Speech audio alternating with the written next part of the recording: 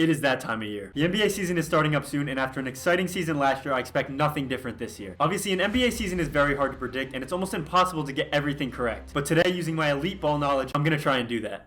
This video is going to be split into 3 parts: player stats, awards, and team success. So let's get right into the predictions, starting with the top 10 scorers next season. At number 10, I have Kevin Durant dropping 26.8 points per game next year. Him and Booker were tied for the 5th leading scorers last season at 27.1 points per game, and unfortunately, Durant is only getting older. He'll be 36 next season, and if it wasn't for LeBron doing what he does, people would be freaking out right now about a 36-year-old still playing at such a high level. So if you ignore LeBron, it's very reasonable to assume the KD regression will begin this season, especially considering he just finished the season averaging 24.9 points per game in the last 20 games. There'll obviously still be a problem with the ball in his hands, but I think we'll see a real shift as Booker becomes the clear-cut first option on offense. With that being said, I got KD at number 10. At number 9, I have Donovan Mitchell averaging 27.1 points per game compared to his 26.6 points per game last year. Nothing much has changed with the Cavs roster, but their coaching is completely different this year, and their new coach Kenny Atkinson already has a good relationship with Mitchell. I expect their offense to emphasize small ball a bit more with their 2 giants anchoring the paint, which will allow for him to create more points for himself. At the end of the day, it's his team, so I think scoring volume like this from Donovan Mitchell is reasonable, landing him at 9 on my list. At number 8, I have Devin Booker putting up 27.4 points per game next season, a slight jump from his 27.1 last year. Ever since KD joined the Suns, I feel like he gets overshadowed, although it's his team realistically. Considering the amount of money the Suns are paying their big 3, they've struggled to put the right supporting cast around them. The decline in Beal's scoring production is obvious, and it's inevitable that one of these seasons KD will begin regressing too, which is exactly why I have Booker leading this team in scoring and being 8th in the entire league. At number 7, I have Steph Curry putting up 27.6 points per game next year compared to his 26.4 points per game this past season. All it takes is one look at the Warriors roster to see that this is not the same team it was 5 years ago. Curry has absolutely no help now that Klay is gone, and although he's getting older, he's still the greatest shooter of all time, so my guess is that his age won't really regress him as fast. He definitely had a down year last season, but I think everyone can agree that if Curry's injury free and he gets his minutes, he's guaranteed to put up numbers like this, so I got him at 7. At number 6 in scoring with a huge increase, I have Anthony Edwards dropping 27.9 points per game next year compared to his 25.9 last season. We all saw what this guy can do during the playoffs, putting up 27.6 a game, and the comparisons he was getting were pretty insane. He'll be 23 in his 5th season, so I'm expecting a serious jump in his scoring production, especially with Rob Dillingham's playmaking alongside him. With that being said, I got Ant at number 6. At number 5 in scoring, I got Jalen Brunson averaging 28.4 points per game next season compared to his 28.7 last season. He's only getting better and now has all 3 of his Nova boys playing next to him, along with an amazing supporting cast. He put up 33.1 on great efficiency in the last 20 games of the regular season and won 14 of them. Those are MVP numbers right there, but now he does have Julius Randle back and Mikal Bridges, so chances are he'll take less shots, which is why I have him in a slight drop in points, keeping him at number 5 in scoring next season. I think the 4th leading scorer next season will be Mr. Consistent Shai Gilgeous-Alexander, dropping 30.5 points per game compared to his 30.1 last year. He'll probably hover around the same numbers as last season, considering the Thunder haven't acquired any new offensive threats, and the nickname speaks for itself. I'd be shocked if he averages anything less than 30, securing him the 4th spot on this list. At number 3, with a pretty steep drop-off, I have Joel Embiid averaging 31.1 points per game next season compared to his 34.7 last year. I think this makes sense for a few reasons. First and most obvious, his recent knee injury concerns and diagnosis of Bell's palsy will for sure take a toll on his production and will make it very hard for him to even hit the 65 game quota needed to receive awards. But if he does end up healthy and hypothetically plays every game, he'll still have to share touches with Maxey, who's slowly becoming a top 5 guard every season, and huge new signing Paul George. Less touches means less shots and less buckets, so I feel like 3rd in scoring with 31.1 a game is reasonable for Embiid next season. At number 2 in scoring, I have Giannis Antetokounmpo, and I have him going for a career high season, dropping 31.6 points per game compared to his 30.4 last season. It seems like nobody gives Giannis credit anymore after his injury-riddled year and terrible postseason, but this guy's been a top 3 player in the league for the past half-decade. The reason I have him going for a career high is because personally, I think we've seen the best from Damian Lillard, and I think he'll start to regress fast, causing Giannis to pick up the slack. And although sometimes he doesn't want to act like it, I do think he wants to win, and I think he'll be back with a vengeance next season, so I got him at 2. And at number 1 in scoring next season, which should be no surprise, I got Luka Doncic leading the league with 34.4 points per game compared to his 33.9 last season. And I think we'll witness the true beginning of Luka's prime. On top of that, after his finals loss last season, he'll be back even angrier, so I expect another historic season from Luka. With that being said, there's no other player I think will lead this league in scoring other than Luka Doncic.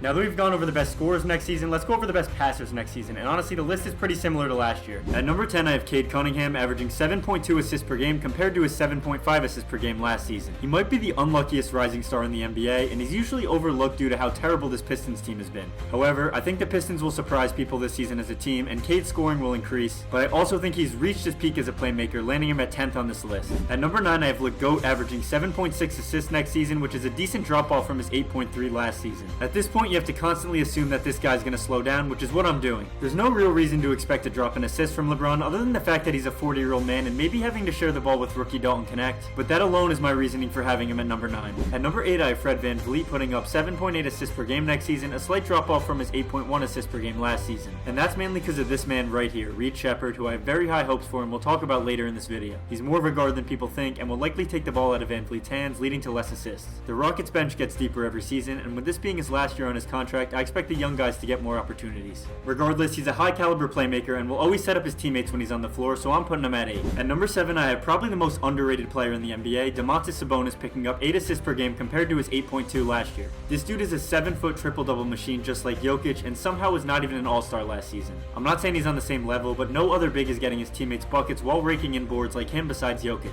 Although the Kings just got DeRozan, their offensive structure hasn't changed much, so I don't see Sabonis' playmaking numbers changing much. Therefore, he's my number 7 on this list. At number 6 with a huge jump, I have Jalen Brunson going from 6.7 assists per game to 8.2 assists per game next season. There's nothing better than hooping with your boys, and he's currently doing that every day, except he's getting paid millions of dollars to do it. He's also getting better every season, and I expect a big jump in his playmaking now that he's the clear first option and has Randall and OG back healthy, which is exactly why I have him being the 6th best passer in the league next year. At number 5, I have my GOAT James Harden putting up 8.3 assists per game next season compared to his 8.5 last year. Although he can't stay healthy, losing Paul George is the main problem for the Clippers as a team right now, but individually, he'll have more control over the offense and probably have an increase in his usage rate and time with the ball in his hands. However, he is getting older and farther away from his prime year after year, which is why I have him staying in that low 8s area for assists next season. At number 4, I have the reigning MVP Nikola Jokic dropping 9.5 assists per game compared to his 9 last year. He lost one of his guards in KCP this offseason, and considering his assist numbers go up and down by the season, I'm really just throwing out a guess for the exact number, but I honestly don't think he'll touch double digits in assists. Regardless, he's guaranteed to be somewhere high on this list, and I got him at 4. At number 3, I have the current best player in the entire world, Luka Doncic. Last season he put up 9.8 times a game, and I think this year with Klay alongside him, he will push that to double digits and average 10.3 assists per game. Klay will fix the Mavericks' main problem, which was spot-up shooting, so him sitting in the corner while Luka draws defenders is the recipe for assists. He does have to share the love with Kyrie, but at the end of the day, it's Luka, and I expect him to keep improving, so I'd be delusional to not have him in the top 3. At number 2, I have Trae Young putting up 11.1 assists per game compared to his 10.8 last season. Even with his injury-riddled year last season, he managed to hit a career high in assists, while his usage rate was at a career low, so pretty much he had the most assists in his career while touching the ball the least, which is insane. Also, with DeJounte Murray gone, he's back to being the only ball handler on this team, so I don't really see his assist numbers dropping, but he is surrounded with inexperienced talent, which is only holding him back from leading the league in assists. With that being said, I got him at 2 for now. And at number 1 in assists next season, which I feel like is a lock, is Tyrese Halliburton putting up 11.4 assists per game compared to his 10.9 last year. He is easily the best facilitator in the league right now, other than maybe Jokic and LeBron, and led the league in assists last year. And if it wasn't for his hamstring injury in January, I think he could have made a real case to win MVP. So now that he's back and healthy, I think 11 assists per game is the bare minimum for him, and I think he'll top this list once again. Let's get right into the best rebounders next season, and this list is also very similar to last year. At number 10 in rebounding next season, I have Nikola Vucevic averaging 10.8 rebounds a game compared to his 10.5 rebounds a game last year. There's a chance he won't be on the Bulls by the end of the season, but assuming he stays, I expect the same production on the boards from him. Yes, DeRozan is gone, and this team won't be doing anything after April, but I am a big fan of Matas Buzelis, and I believe the Bulls got a steal with him. They're officially in full rebuild mode, and as of now, he's their big man. So I expect another year of 10 plus rebounds, putting him at number 10 on this list. At number 9 with a solid increase is Jared Allen, who I have grabbing 11.1 rebounds a game compared to his 10.5 last season. If everything goes to plan and he's healthy going into next season, the Cavs are going to be more of a problem than people think with their new coaching system, and Allen and Mobley are only going to get better, which is why I have a slight increase in rebounds for Jared Allen, landing him the 9th spot. At number 8 next season in rebounding, I have Giannis averaging 11.4 rebounds a game, very similar to his 11.5 rebounds a game last year. Not much to say here, everyone knows Giannis is a horse on the boards, and nothing has changed with this roster other than the fact that they're healthy. Therefore, Giannis is taking the 8th spot on this list. At number 7, I have Yusuf Nurkic averaging 11.7 rebounds a game, following his best rebounding season ever last year with 11 a game. The Suns are so limited with options for center, so I expect to see him play around 30 minutes a game, the most he ever has in a season. And obviously, more minutes equal more rebounds, which is why I have him at number 7 in rebounding next year. At number 6, I have Nikola Jokic grabbing 11.9 rebounds per game next season compared to his 12.4 last year. There isn't a specific reason as to why I have his rebounds dropping, and his range is between 11.5 and 13.5, so anything in that range is an acceptable prediction to me. But for now, I'm keeping him at number 6. At number 5, with the biggest jump on this list, unsurprisingly, I have Victor Wembanyama averaging 12.1 rebounds a game compared to his 10.6 rebounds a game last year. He put up exactly 12 rebounds a game in the last 20 games of the season, and do you really expect that number to go down? down? I definitely don't, and now that I think about it, 12 might be even a little bit low for him. However, as great as he is, I still gotta stay realistic, and I think that low 12s is a good range for him next season. At number 4, I have 20-year-old center Jalen Duren averaging 12.3 rebounds a game next season compared to his 11.6 last year. Some of the stat lines this guy was putting up this past season looked like 2K numbers, and considering it was his second season in the league, he's only going to be getting better from here. He's an absolute force on the boards, especially when you realize he's only 6'9". He reminds me of Ben Wallace the way he plays, so it makes sense that I have him 4th in rebounds for next season. At number 3, I have Anthony Davis averaging 12.7 rebounds a game, which is pretty much the same as his 12.6 last season. Other than Connect and Bronny, the Lakers haven't changed their roster much, so I have no reason to believe AD's rebounding output will change either. With that being said, I got him staying at 3. At number 2, I have the reigning Defensive Player of the Year, Rudy Gobert, pulling in 13.1 rebounds a game compared to his 12.9 last year. Rudy is another underrated player just like Sabonis, and is one of the best in the world at navigating the paint defensively. He's a gifted rebounder on a championship contending team, and I expect nothing less from him next season.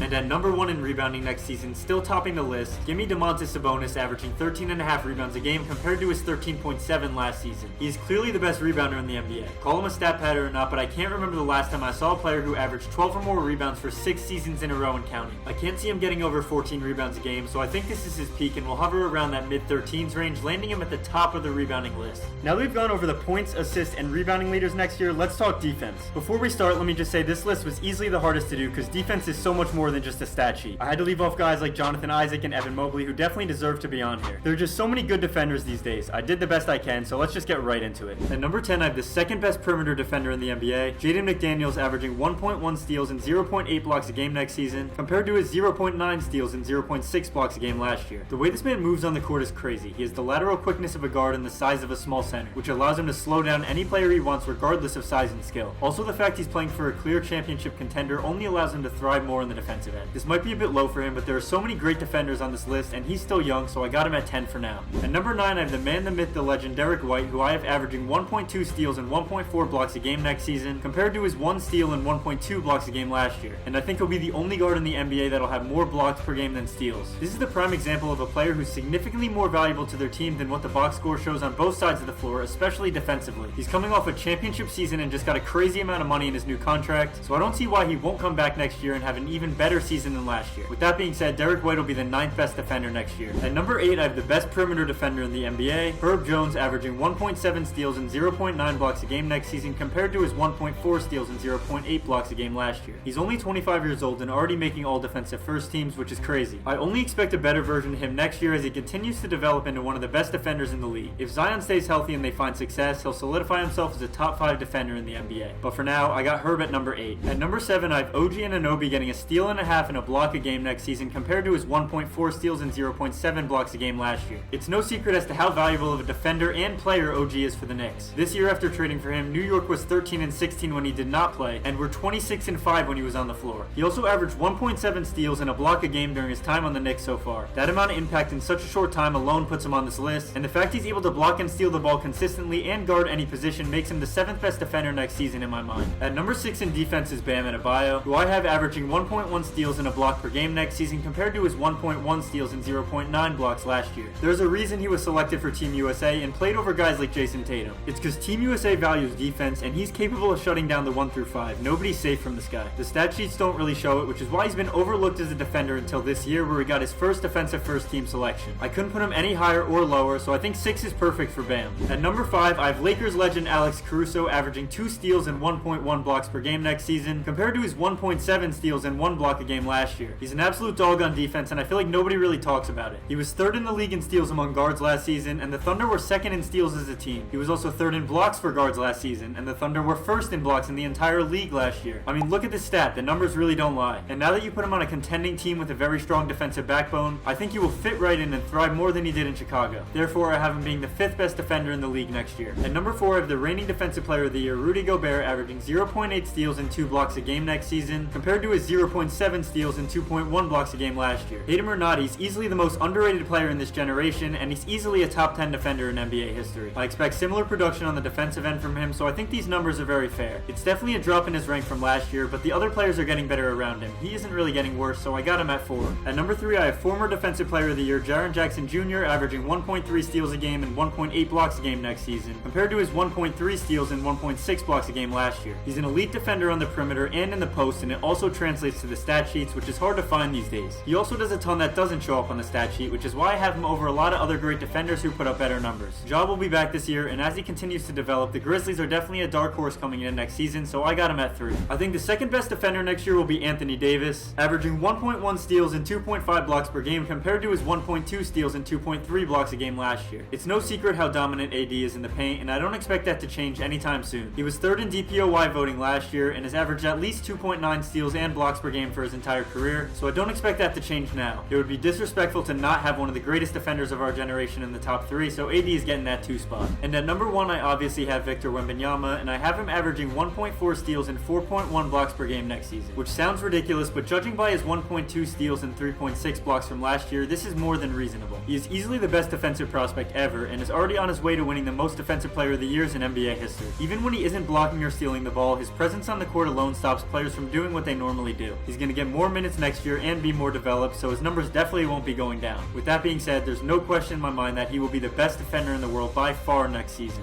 Now that we covered all player stats, let's get into the next part of the video, which is awards. The player I have winning MVP next year, who probably should have won it last season, is Luka Doncic. There's not too much that needs to be said here. 33.9 points, 9.2 rebounds, and 9.8 assists on 57, 38, 79 splits is absolutely unreal, and there's no reason to think he won't do the same thing next year. This is what I'm projecting his stats to look like. You can pause and check it out. He just got robbed for MVP and lost in the finals, so I think we'll see a triple-double season from him next year, earning him his first MVP at age 26. The Rookie of the Year this year will be Reed Shepherd, and I really believe in this dude. If you didn't see him hoop during the Summer League, you missed out big time. Not only is he easily the most NBA-ready rookie in this class, but he's more capable at the point guard position than I thought. Yes, he is undersized, but he's so much more shifty than I expected and just looks so comfortable getting to his spots. He also showed he can set up his teammates too, which I thought would be a weak point of his game. Defensively, he's great and his shooting ability is there, and I'm going to go out on a limb and say he's going to put up 50, 40, 80 splits as a rookie. The Defensive Player of the Year will be Victor Wembanyama, no doubt in my mind. We all saw how dominant of a defender he was the second he stepped on the floor, and now with more minutes and experience, I expect another huge jump from him this season. Not much else to say here, I talked about it earlier, and he's easily the best defender in the world going into next season. The most improved player next year, in my humble opinion, will be Indiana Pacers guard Andrew Nembhard. Everybody saw how he played in the playoffs and his huge 3 to win Game 3 against the Knicks, but next season he will be a real dark horse for most improved. He's earned himself a permanent spot in the starting 5 over Benedict Mathurin, so we will only see him with the ball more. He reminds me of a Drew Holiday type. He's a great defender who hustles hard, and he's a great guy to put next to Halliburton. The reason I'm predicting him to win most improved is because I expect a huge jump in his offensive production with his new starting role. He's already efficient as it is, shooting 50, 36, 80 splits in the regular season and a red hot 56, 48, 77 splits in the playoffs. So with 30 plus minutes per game, I feel like this pick makes sense. He put up about 9 points, 2 rebounds, and 2 assists last season, and my prediction is a 17.4 rebound, 5 assist season on great efficiency from him this year, making him a great choice for most improved next year. However, I do want to give flowers to Jalen Johnson, the now second option for the Hawks, because he could have easily won it last year and has a very high chance of doing it this year too, given his bigger role. Still got Nembhard winning it, but shout out Jalen Johnson. For 6th Man of the Year next year, I have Dante DiVincenzo winning it. Everyone saw how well he played in the playoffs and at the end of the regular season, and now with Julius Randle back and Bridges taking the shooting guard spot, he will most likely be the first one off the bench. If you take his numbers from last season and compare him to the reigning 6th Man of the Year Naz Reid, you can clearly see he's the better player. Yes, he'll probably be playing less minutes than last year, but based on the jump he made, I don't see why he can't make another jump and improve even more. That's all I really got here. Dante's gonna win it, and if he plays the whole season, I don't really see it going to anyone else. And finally, for Coach of the Year, I have Celtics head coach Joe Mazzulla winning it. We all saw how the Celtics did last season, top of the Eastern Conference, an NBA championship, and most important, their entire roster returning. Honestly, not much else to say here. I only expect the same, if not more, from the Celtics next season, and we really could have a dynasty on our hands, leading to Mazzulla getting his first Coach of the Year award next year. Let's just run through the NBA teams quick, because I also don't think they'll change much from last year. I have Brunson, Luka, Giannis, Embiid, and Jokic as the All-NBA first team next season, which is a bit controversial for Brunson, but I already explained why. I have SGA, Ant, Tatum, Wemby, and AD as the All-NBA second team next season, and you might be shocked I have Wemby in there, but I'll say right now that by April of 2025, he'll be a guaranteed top 10 player in the world, no arguments. I have Halliburton, Booker, LeBron, KD, and Sabonis making All-NBA third team, which I think is not surprising at all. And for the rookies, I have Reed Shepherd, Stephon Castle, Bub Carrington, Matas Buzelis, and Zach Edey topping the list as the best 5 rookies next year.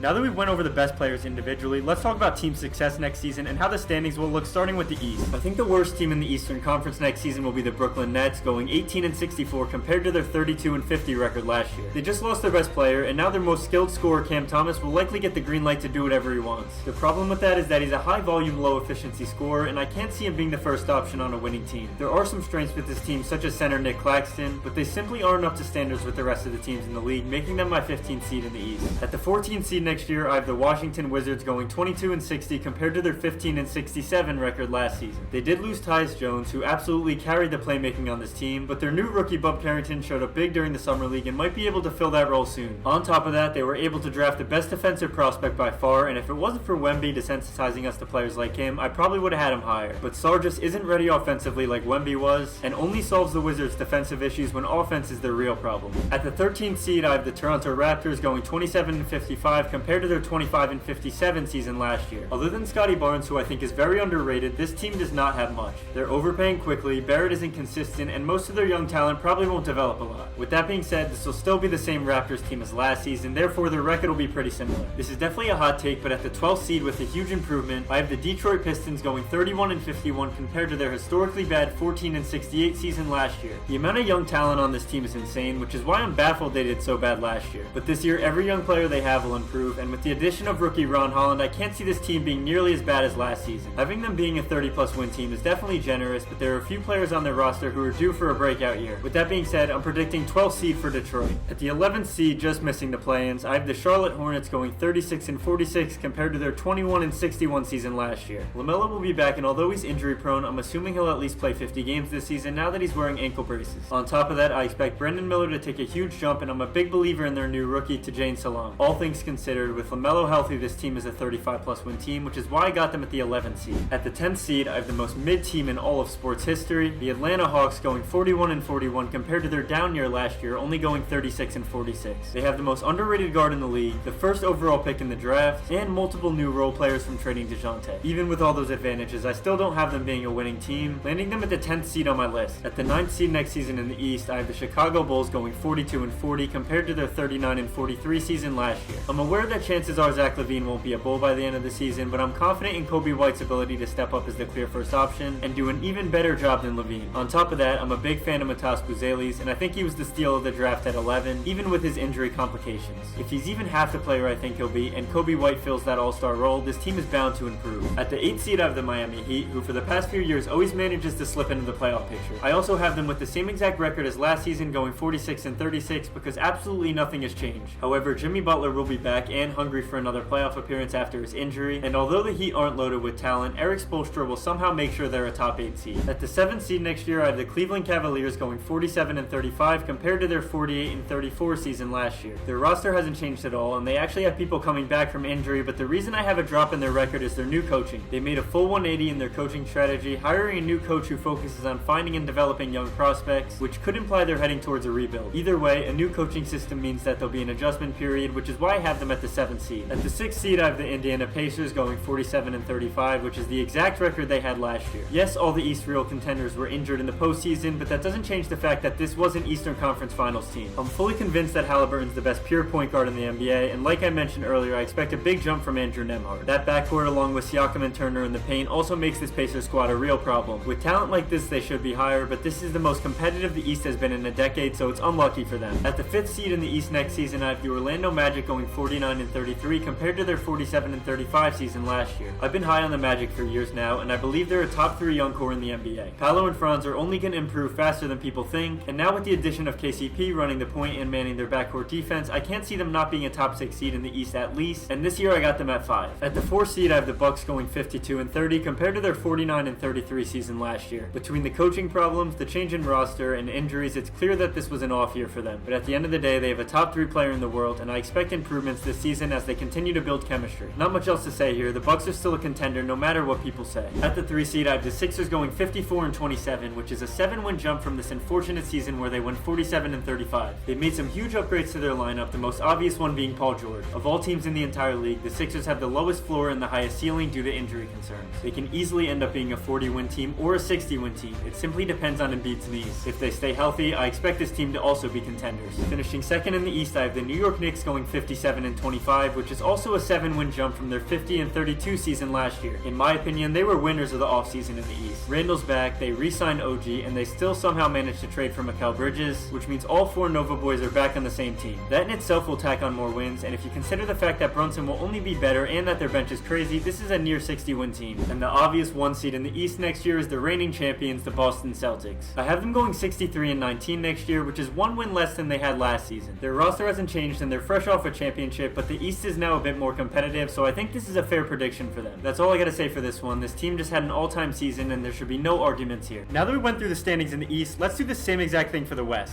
The last seed in the West, once again, I have the Portland Trailblazers going 23-59 compared to their 21-61 record last season. They have a lot of young talent that I think in a few years will develop into a potential playoff team, but for now they have nobody who's ready to be the first option on a team that even has a chance at making the playoffs. So just like last year, I expect this year to be a developmental season for them, with slight jumps in production from players like Scoot and Anthony Simons. 15th is a great spot for them, and I can see them having a real shot at drafting Cooper Flag. With the 14th seed in the West next season, I have the Utah Jazz going 29-53 compared to their 31-51 record last season. I think this is self-explanatory considering their entire team is this man right here. They do have a decent amount of depth on this roster, especially after drafting Cody Williams, but everyone knows how competitive the West is, and I have a gut feeling Lauri Markkanen will have a rough season. At the 13th seed in the West next year, I have the Golden State Warriors going 33-51 compared to their 46-36 record last season. The Splash Brothers are broken up after 10 plus long years, and the Warriors have made no real improvement to their roster since then. They still have the greatest shooter of all time, but they don't have much depth, and the players they do have are only getting older. I think it makes sense to have them at 13th, and it's very sad to officially say the Warriors dynasty is over. With the 12th seed next season, I have the Los Angeles Clippers going 37-45, which is a huge drop off from their 51-31 record last year. For starters, they just lost their second option and one of the best two-way wings of our generation, so that definitely won't help. They also just lost their sixth man in Westbrook, and now their clear main option is the most injury-prone superstar in the league. If he ends up somehow staying healthy for the entire season, which he won't, and Harden increases his scoring production to how he was in Houston, then this might be the most wrong prediction of this entire video. But I fully lost any belief that Kawhi will lead this Clippers team anywhere, and honestly it was lost before Paul George even left. You might have him higher, but I got the Clippers at the 12th seed next season. At the 11th seed, I have the Los Angeles Lakers going 40-42, a solid drop off from their 47-35 record last season. Them being this low isn't about the Lakers being worse, because I think they're better now. It's about the rest of the team simply improving at a faster rate. Dalton Connect was an absolute steal, and they still have the greatest player ever and a top 5 center, so the talent is there. I just can't see them competing for a playoff spot, and chances are they'll focus on getting a high pick in the Cooper Flag sweepstakes next season. With that being said, I think the 11th seed is perfect for the Lakers. At the 10th seed next season, I have the San Antonio Spurs going 42-40, which is a massive jump from their 22-60 record last season. Let me start by saying the October 2023 Spurs and the April 2024 Spurs looked like two different teams. It was clear immediately that Wemby was exactly what we expected, but the minute restrictions and lack of team chemistry killed their first half of the season. After a few months though, they began to find their groove and Wemby was continuing to develop fast. They ended up finishing the season 11-16 after the All-Star break compared to their brutal 11-44 start, and now they have an entire new and improved starting lineup with almost every hole in their game being filled in by new players. Playmaking problem fixed, perimeter defense problem fixed, and willing role player problems fixed. So with everything put together, I expect this team to surprise a lot of people. It's a shame the West is so competitive because I want to put them higher, but if they go any higher it becomes delusion. However, I do believe they have play-in potential. With the 9th seed next season, I have the Sacramento Kings going 45-37 compared to their 46-36 record last season. They did get DeRozan in exchange for Harrison Barnes, which is definitely an improvement, but I don't feel like this is the type of player the Kings needed. Of course, adding a high-volume scorer will help any team, but in the Kings' case, I think he will end up just taking shots out of De'Aaron Fox's hands and will stun his development, considering I don't think he reached his ceiling yet. However, they also won't get worse, which is why I have them staying at the 9th seed next season. At the 8th seed in the West next season, I have the Phoenix Suns going 46-36 compared to their 49-33 record last season. This team is the definition of all talent and no structure. Their big three is getting paid more than the other 14 players on their entire roster combined. If that's not bad management, I have no idea what is. And the worst part about it is that these three don't even play their best basketball when they're on the court together. However, they did just get a huge free agency pickup for very cheap in Tyus Jones. Something the Suns team lacked last season was a pass-first point guard that dish out to their scorers, but now they have that. People don't realize that this is a 7+ assists per game player who just got signed for $3 million a year. So although this team lacks structure, I do expect a similar performance as last year, but it was very hard ranking them and the next two teams I'm about to list. With the 7th seed, I have the Houston Rockets going 47-35 compared to their 41-41 record last season. As I mentioned earlier, I think they drafted the Rookie of the Year and their future point guard Reed Shepherd, and he's also the perfect fix to their main problem, which is three-point shooting. Also, the fact that their entire young core will only continue to improve tells me that they definitely aren't going to get worse. But I really do believe in them and think Şengün and Jalen Green will find their chemistry, making them likely to be a playoff team at minimum, so I got them being the 7th seed for now. At the 6th seed in the West, I have the Memphis Grizzlies going 49-33 compared to their atrocious 27-55 season last year. Ja was out, so nobody expected anything, but he'll be back this year, and recency bias is keeping him underrated. This is a top 5 point guard in the league when healthy, and people seem to forget that the Grizzlies were a 2 seed in 2023 when he was healthy. Other than that, their squad is pretty similar. They have more depth than people think, and a great rising star in Gigi Jackson, who is now injured unfortunately. It will take some time for them to find their groove again, but I do think this is a playoff team, landing them at the 6th seed. At the 5 seed, I have the New Orleans Pelicans going 50-32, which is similar to their 49-33 record last season. They are probably the biggest dark horse in the West because if this team is fully healthy, I can see them competing with almost any team in a 7-game series. If they can somehow manage to keep their stars healthy and keep their role players that fit, this is another contender that nobody's talking about. At the 4th seed with the same exact record as last year, I have the Denver Nuggets going 52-30. They took a big hit losing KCP, and although they got Westbrook in return, he won't be able to fill KCP's role fully. What he will do, however, is be the primary ball handler and take the ball out of Jamal Murray's hands, which is what he wants. The guy's a shooting guard in the purest form, so I think having someone else manage the ball up the court will allow for Murray's scoring to take a leap. On top of that, it's clear at this point that if Nikola Jokic is on your team, you're a contender, so they are my 4th seed. With the 3rd seed in the West next year, I have the Dallas Mavericks going 54-28, a decent jump from their 50-32 record last year. It's no secret that last regular season was a trial and error for the Mavs, making various trades and signings to build a good foundation around Luka. At the beginning of the season, they really struggled with this, starting off 32-23 before the All-Star break. After trading for Gafford and PJ Washington and starting Derek Lively, this team made a full turnaround, going 18-9 after the break. They finally found what works, and we saw it in the playoffs. However, their main problem against Boston in the finals was spot-up shooting, which is now solved by picking up quite possibly the greatest spot-up shooter ever. With Klay now in their roster and a full offseason for them to gain chemistry, I have them taking the 3rd seed. At the number 2 seed next year, I have the Minnesota Timberwolves going 57-25 compared to their 56-26 record last season. If there's one thing that this year's playoff showed me, it's that this man is a certified superstar, and I'm expecting yet another jump in production from him next year. On top of that, they managed to somehow get Rob Dillingham in return for a middle schooler, and also got a great steal with Terrence Shannon Jr., who showed flashes of greatness in the summer league. When you combine that with a perfectly structured defense, it's hard to say they aren't contenders, so I'm putting them at 2. And finally, at the number 1 seed in the West next year, I have the Oklahoma City Thunder doing it again and going 59-21 compared to their 57-25 record last season. This is easily the best young core in the league, and they're only going to improve. Also, along with Caruso, the Thunder managed to pick up Isaiah Hartenstein, which is the perfect fit to fix their main problem, which is offensive rebounding. They were second to last in offensive rebounds last year, and Hartenstein was 8th in offensive rebounds. Most people would say they overpaid for him, but I think this was a great signing, and him and Caruso will help push this team to a deep playoff run. And there you have it. That right there is all my predictions for the 2024-2025 NBA regular season. I'm going to hold off on doing in-depth playoff predictions, but I will give 2 contenders and a dark horse from each conference right now. In the East, the Celtics and the Knicks are the only true contenders, but the Bucks are a dark horse. In the West, the Nuggets and Mavericks are the true contenders, but the Pelicans are a real dark horse. At the end of the day, I got the New York Knicks winning the NBA championship with the power of friendship. Thank you guys so much for watching. If you can drop a like and subscribe, I'd really appreciate it. This video took me forever. Let me know what you think in the comments below as always, and I will see you guys next time.